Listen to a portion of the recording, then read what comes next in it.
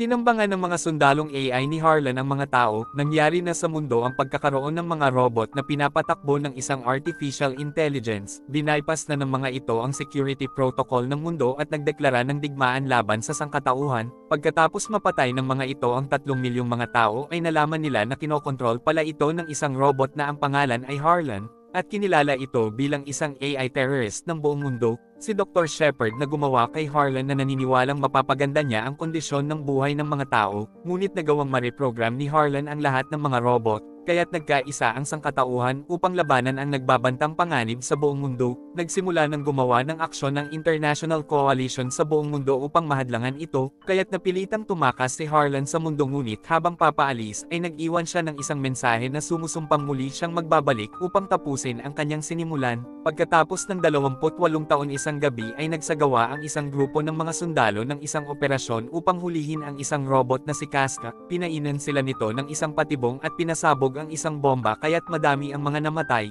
at pagkatapos ay pinagbabaril ni Casca ang mga nakaligtas. Dumating ang isang special unit na pinamumunuan ni Colonel Banks at pinigilan niya ang robot gamit ang isang electronic trap. Kinaumagahan sa Los Angeles ay ginising ng isang AI ang isang babae na ang pangalan ay Atlas at isa itong agent. Pagkatapos ay napanood niya ang isang balita tungkol sa nahuling spy ni Harlan na si Casca, at nang dumating ang isang messenger ni General Booth ay agad na umalis si Atlas. Samantala sa headquarters ay sinabi ni Colonel Banks na tutol siya sa pagsama ni Atlas sa paghuli kay Harlan, ngunit pinaalalahanan siya ni General Booth na nakatrabaho ni Atlas si Harlan. Pagkatapos ay dumating na si Atlas at sinabi sa kanya ni Booth na alamin mo kung bakit pinadala ni Harlan ang kanyang best soldier sa mundo. Pumunta si Atlas sa interrogation room at binuksan niya ang isang drawer na naglalaman ng ulo ni Casca. Agad siyang nakilala ng robot, ngunit hindi naman nito sinasagot ang kanyang mga tanong, kaya't gumamit ng isang bagong system si Atlas na mag-a-analyze sa code ng AI upang alamin ang mga nasa isip ito, kaya't dahil dito ay nakita niya ang mga impormasyon tungkol sa lokasyon ni Harlan sa isang hindi kilalang planeta sa Andromeda Constellation. Sinubukan siyang patayin ng robot sa pamamagitan ng nakatagong shuriken sa bibig nito, ngunit alam na pala ito ni Atlas kaya't gumawa na siya ng isang panangga at pagkatapos ay sinira na niya ang ulo nito. Samantala ay ipinag-utos na ng general ang paghuli kay Harlan. Gusto ng AI Production Corporation na kuhanin ang processor ni Harlan nang mapag-aralan ito, kaya't pupunta si Colonel Banks at ang kanyang mga ranger sa planeta. Natakot si Atlas dahil mas matalino si Harlan kesa sa mga squad ni Banks at sigurado si Atlas na hindi na sila makakabalik sa mundo. Isinama siya ni Banks sa hangar at ipinakita nito sa kanya ang latest generation robot na idinisign para sa neurosymbiosis ng mga tao. Binigyan sila ng kape ng robot at ipinakita ni Banks ang isang transmitter sa likod ng kanyang tenga, at nakakonekte si Zoe sa isang single neural system na bumubuo sa isang ideal symbiosis, at meron din itong isang buong squad ng mga ranger, kaya't siguradong matatalo ng mga ito si Harlan. Sinabi ni Atlas na gusto niyang sumali sa misyon at pinayagan naman siya ni Booth, at pagkatapos ay umalis na ang spaceship papunta sa Andromeda Constellation, at sa paglalakbay ay tiningnan ni Atlas ang isang litrato ng kanyang ina kasama si Harlan, at plinay niya ang isang record speech ni Dr. Shepard.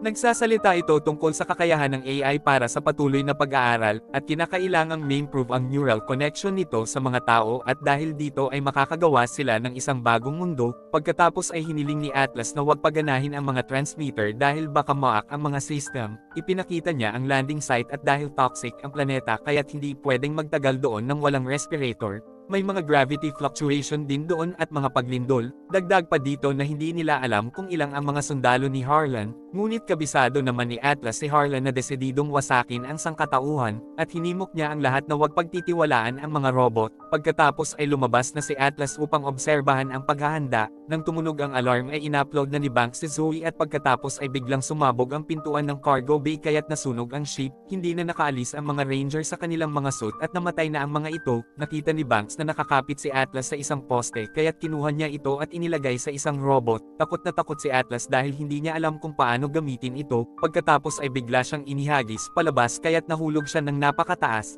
at nakita niya na pinagbabaril ang mga ranger sa ibabaw ng planeta. Tinulungan si Atlas ng isang sundalo sa pamamagitan ng pagdikit ng suit nito sa kanyang suit. Hiniling ni Banks na gumawa siya ng isang neural connection sa robot, at nang makita niya na malapit na siyang bumagsak ay ipinag-utos niya sa AI na mag-start na ang engine, at dahil wala siyang neural connection sa robot kaya't hindi ito nag-respond sa kanya kaya't bumagsak siya ng napakalakas. Sinubukan niyang humingi ng tulong ngunit wala namang tumulong sa kanya, kaya't napilitan na siyang pag-aralan ang module. at kinakailangan ng adaptive AI ng partial synchronization ngunit ayaw niya talaga ito. Gayunpaman ay nakita ng AI ang isang rescue capsule na may layong 98 kilometers mula sa crash site. Ipinaalala ng AI sa kanya na mayroon lamang siyang 22 hours na natitirang hangin. Nagpasya na si Atlas na kontrolin niya ang suit at maskan, at sa daan ay inilista na nito ang kanyang mga equipment: handguns, rifles, rockets, thermal mines, energy shields, plasma gun, at isang ion bomb, at ang pangalan nito ay Smith. Ayaw ni Atlas na magkaroon ng emosyonal na ugnayan sa computer program.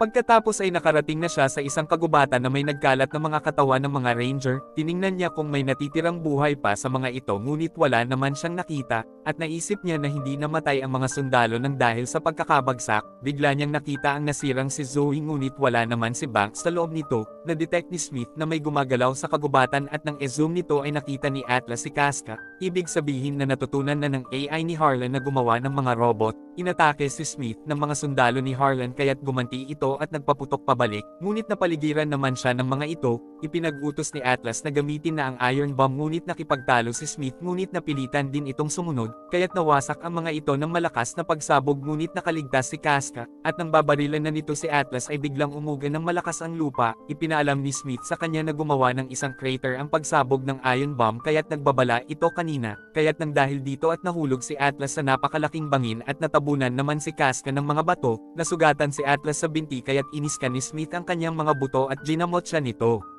Samantala ay nakalabas na sa mga bato si Casca at ipinag-utos sa kanya ni Harlan na hanapin si Atlas. Na kumpleto na ni Atlas ang AI adaptation, at inamin niya na ginawa ng kanyang ina si Harlan upang protektahan ang mga tao ngunit may nangyaring masama. Pagkatapos ay umalis na si Atlas sa kuweba at nakarating na siya sa ibabaw at nakita siya ni Casca. Na-detect ni Smith si Casca kaya't in-order ni Atlas na barilin at pasabugan ang bundok, ngunit ang ulo lang ni Casca ang natira at sinira niya ito, at nalaman niya ang base ni Harlan sa pamamagitan ng transmitter nito sa ulo. Ayaw pumunta ni Smith kay Harlan dahil ang duty niya ay ang iligtas si Atlas. Humingi ng tulong si Atlas kay Smith upang sirain si Harlan, dahil kung hindi ay mawawalan ng kabuluhan ang lahat ng mga pagkamatay.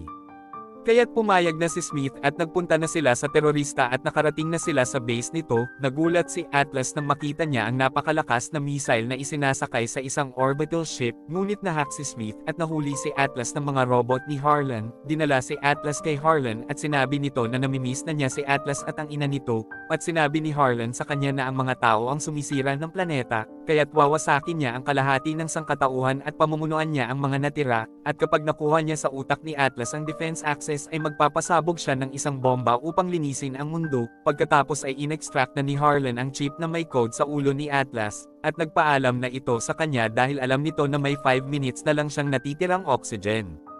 Nagising na si Banks at sinabi niya kay Atlas na gamitin ang kanyang neurotransmitters. Inilagay na ito ni Atlas at tinawagan niya ang kanyang AI. Sumagot si Smith ngunit maa-activate lang ito kung magsasanib ng buo ang kanilang isip. Inamin ni Atlas na natatakot siya dito dahil nung bata pa siya ay tinulungan niya si Harlan na i-hack ang system, dahil naniniwala siya na mas mahal ito ng kanyang ina kesa sa kanya, at kung magiging matalino siya ay mamahalin din siya nito. Ngunit niloko lang pala siya ng robot at in-order nito sa kanyang ina na barilin ang sarili, kaya't ito ang dahilan kung bakit natatakot siyang makipagsanib sa AI. Sinabi ni Smith na hindi siya dapat ang sisihin kundi si Harlan, kaya't pumayag na si Atlas na makipagsanib ng buo kay Smith, at pagkatapos ay nagtungo na sila sa mga sundalo ni Harlan upang labanan ang mga ito, ngunit oras na upang paliparin ang napakalakas na missile, at nakita niya na tinutukan ni Banks ang tangke ng mga gasolina kaya't nawasak ng napakalakas na pagsabog ang base. Nakaligtas si Smith sa mga apoy ngunit nakaalis na ang orbital ship na may missile.